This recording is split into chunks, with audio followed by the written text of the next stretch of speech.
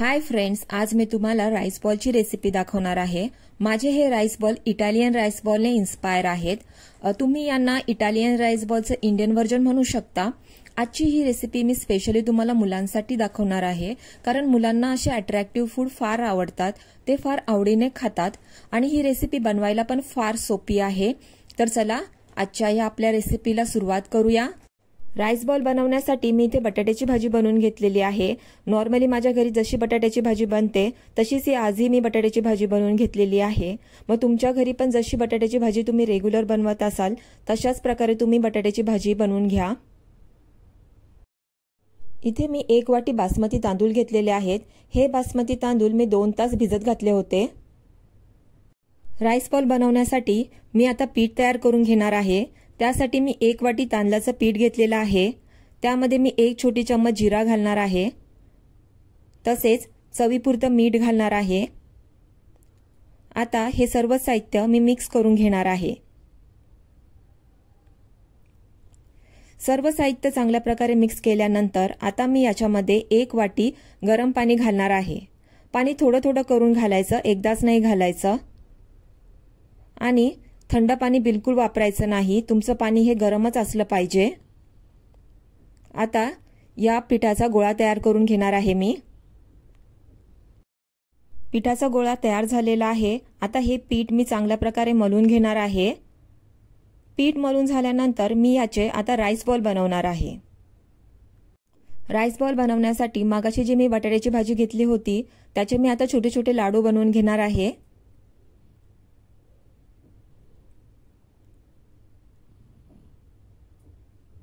अशा प्रकारे छोटे छोटे लाडू बनवून घ्यायचे आहेत।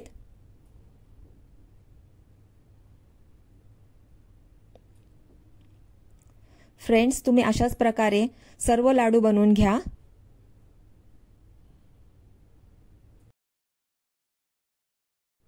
मी इथे 5 लाडू बनवून घेतलेले आहेत। आता मी यांचे राईस बॉल बनवणार आहे। राईस बॉल बनवण्यासाठी मगाशी जो मी तांदळाचं पीठ मळून ठेवला होता, आता त्याच्यातून मी एक छोटा गोळा घेणार आहे आणि त्या छोट्या गोळ्याचा एक छोटासा पापड बनवणार आहे। अशा प्रकारे छोटा पापड बनवायचा आहे।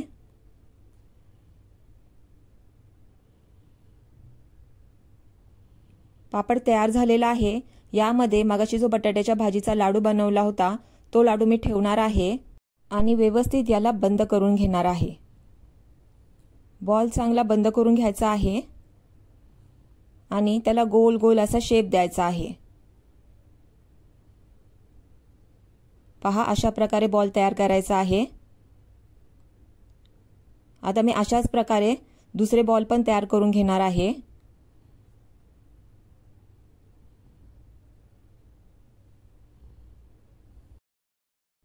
फ्रेंड्स, तुम्ही पण अशाच प्रकारे सर्व बॉल तयार करून घ्या आणि ते ओपन राहणार नाही त्याची काळजी घ्या। त्यांना व्यवस्थित बंद करा।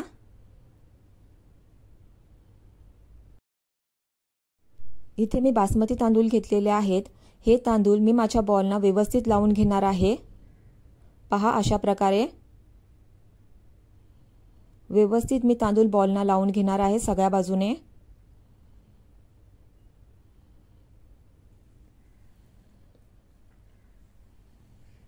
अशाच प्रकारे मी सर्व बॉल तयार करून घेणार आहे।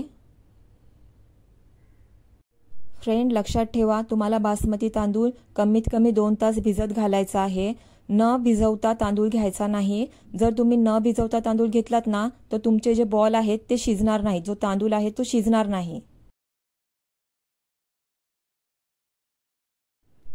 फ्रेंड्स, मी अशा प्रकारे सर्व बॉल तयार करून घेतलेले आहेत आणि आता मी हे स्टीमरमध्ये ठेवणार आहे स्टीम करायला।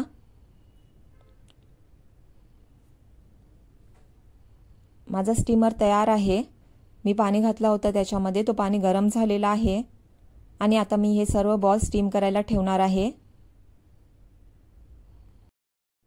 20 ते 25 मिनिटं या बॉलना स्टीम करायचं आहे। फ्रेंड्स, 25 मिनिटं झालेली आहेत। तर चला आता बघूया, चेक करूया की आपले बॉल्स तयार झालेले आहेत की नाही। पहा फ्रेंड्स, बॉल किती छान तयार झालेले आहेत, किती मस्त दिसत आहेत. तांदूळ किती छान प्रकारे फुलला आहे आणि आता हे बॉल खायला एकदम तयार आहेत. महत्त्वाची टिप फ्रेंड्स, जर तुमचे बॉल शिजले नाही, तुमचे जर तांदूळ शिजले नाहीत, तर तुम्ही या बॉल्सवर पाण्याचा शिंपडा मारा आणि परत या बॉल्सना 5 ते 10 मिनिटं शिजवा. त्यामुळे जर तुमचा तांदूळ कच्चा राहिला असेल तर तो शिजून जाईल आणि तुमचे बॉल्स चांगल्या प्रकारे तयार होतील. फ्रेंड्स, तुम्हाला जर माझी ही रेसिपी आवडली असेल तर माझ्या व्हिडिओला लाईक करा आणि माझ्या चॅनेलला सबस्क्राईब करा आणि प्लीज माझी व्हिडिओ शेअर करा. थँक्यू.